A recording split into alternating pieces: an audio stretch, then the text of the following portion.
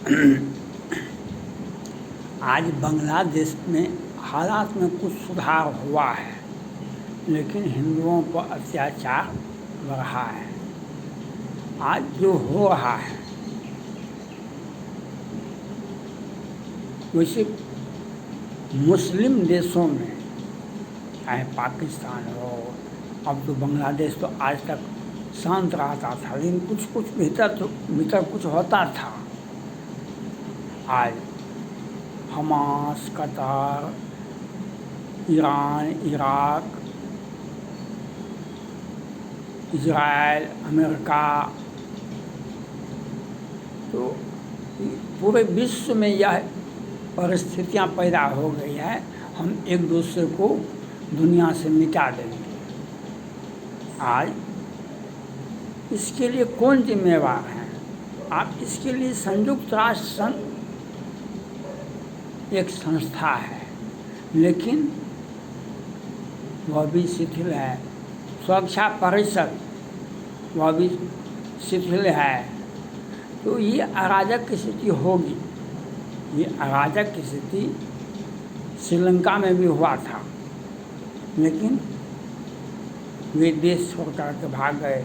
दूसरे व्यक्ति आज श्रीलंका बहुत हद तक ठीक है। तो अगर बांग्लादेश में न्यायालय मजबूत होगा और जनता में अगर पढ़ा लिखा संख्या अधिक होगा तो शांति हो जाएगी। अब देश की जनता को यह तय करना पड़ता है, जो आप आतंकवाद को चाहते हैं, अराजक को चाहते हैं, या अच्छी जीवन शैली या डेमोक्रेसी को चाहते हैं, ये जनता पर होता है,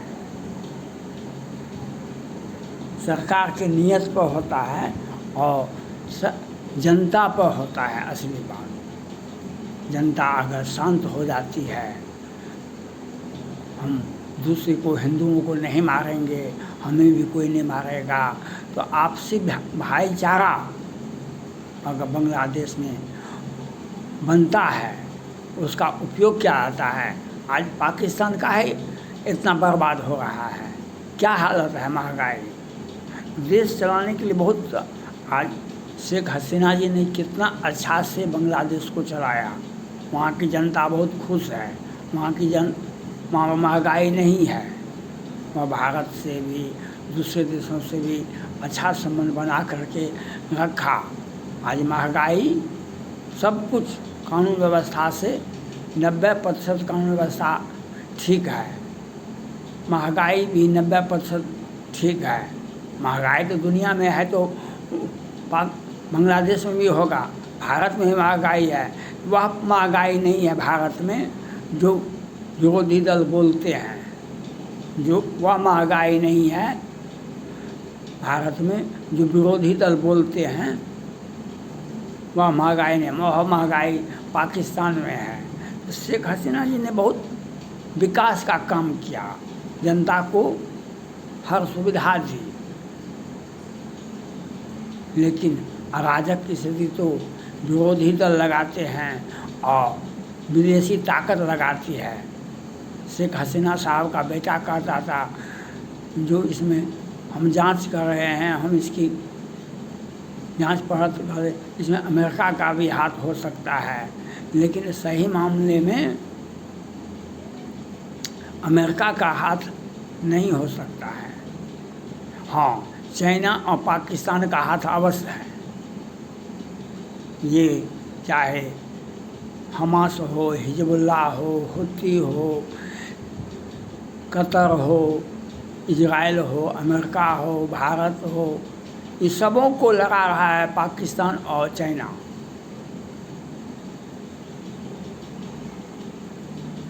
ये सबों को लगा रहा है। कोई भी आप देश में जाइए आतंकवाद में, तो कहीं वह चाइना का हथियार मिल जाएगा, पाकिस्तान के आतंकवादी मिल जाएंगे। तो इससे अछूता था शेख ये बांग्लादेश इससे अछूता था, लेकिन तो कमज़ोर राष्ट्र वहाँ के जनता के ऊपर डिपेंड करता है। जनता अराजक की स्थिति को पसंद करती है तो खून बहता रहेगा सड़क पर, तो वह पाकिस्तान का पार्ट 2 हो जाएगा। अगर जनता में समझदारी होगी, नहीं पाकिस्तान से गाइडेड होगा, चाइना से गाइड होगा, तो हिंदुओं पर अत्याचार होगा, क्रिश्चियन पर अत्याचार होगा और अराजक की स्थिति होगी। फिर सेना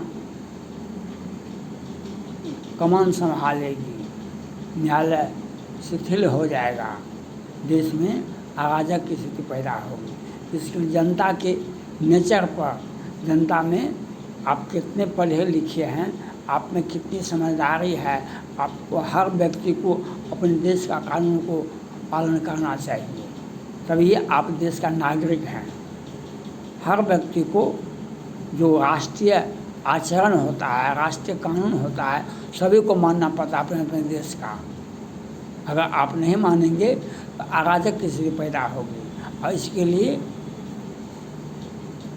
वह देश बर्बाद हो जाता है। आज पाकिस्तान बर्बाद है, वह कहने के लिए तो ठीक है, आज पाकिस्तान बर्बाद है। छोटा से छोटा कतर भी उससे आगे है, विकसित है। क्यों?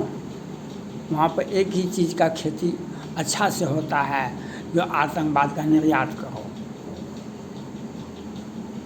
आतंकवाद का निर्यात करो, उसके लिए हजार करो कर्जा लेकर के लगाया जाता है जा कर के। अब अभी तो भारत को खुली चुनौती दे रहा है, तो आतंकवाद को वह बढ़ावा देता है।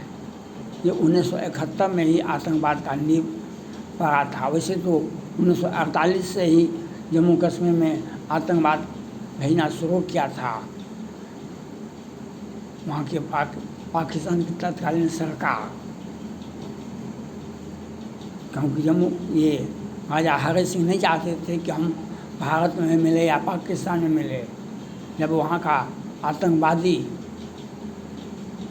वहाँ का पाकिस्तान का, तो वह कत्ल-ए-आम शुरू किया हिंदुओं का।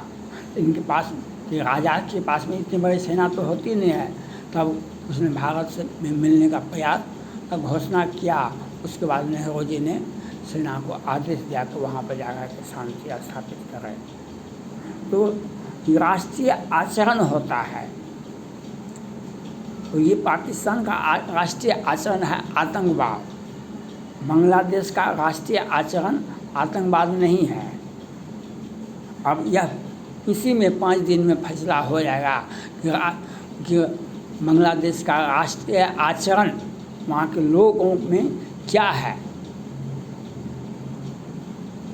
प्रेम है, सौहार्द है, आपसी भाईचारा है, या आतंकवाद है। आतंकवाद तो बगल का पड़ोसिया से लिया होगा, तो वह अराजक की स्थिति होगी। वहाँ का सेना भी ईमानदार है, वह शांति चाहता है, वह पाकिस्तान की तरह सत्ता हथियाने पर आमदा नहीं है। वहाँ पर सुप्रीम कोर्ट भी मजबूत है। तो यह इसके लिए जो राष्ट्रीय आचरण होता है, देश की जनता का जो आचरण होता है, उस पर होता है। जनता अगर खून बहाएगी सड़क पर हिंदुओं का, तो कत्ले-आम होगा, तो कानून कोई रोक नहीं सकेगा। और तो वही अराजक की स्थिति पाकिस्तान वाला होगा, हमास वाला होगा, वह इजराइल वाला होगा। क्योंकि आप अगर आतंकवाद का निर्यात करते हैं तो आपको भी घर में आतंकवाद घुसेगा। ये आतंकवाद को बढ़ावा देने, एक हवा देने के लिए वहाँ के बांग्लादेश के जो प्रधानमंत्री को अपदस्थ कर दिया गया और वहाँ से वह जान बचा करके भाग गई। तो आतंकवाद का इसके पीछे बहुत बड़ा आतंकवाद खेल है। जनता का सामने में तो विद्यार्थी था, विद्यार्थी तो शांत हो गया। लेकिन विद्यार्थियों के पीछे आतंकवाद आ गया, जो उग्र आतंकवाद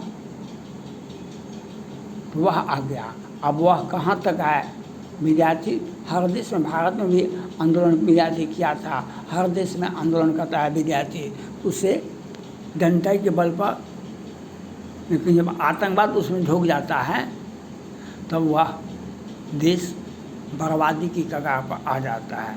वहाँ पर महंगाई, अभी पाकिस्तान में जाके पूछिए महंगाई कितनी है, क्या भाव है आटा, क्या भाव है दूध, कितने नागरिकों को मिल रहा है। तो यह आपके राष्ट्रीय आचरण पर डिपेंड करता है। और इसमें अमेरिका भी आगे आना चाहिए, रूस को भी आगे आना चाहिए, क्योंकि ये विश्व में संयुक्त राष्ट्र संघ सुरक्षा परिषद का जो निर्माण किया गया है उसमें वह विश्व में शांति स्थापित करने का मकसद है। आज चाइना ने सभी संस्थाओं को बर्बाद कर दिया है, वह अंतर्राष्ट्रीय नियम को मानता ही नहीं है। और इस पर अमेरिका या सुरक्षा परिषद या समझो कोई कार्रवाई कर ही नहीं पाता है। उसमें भी वह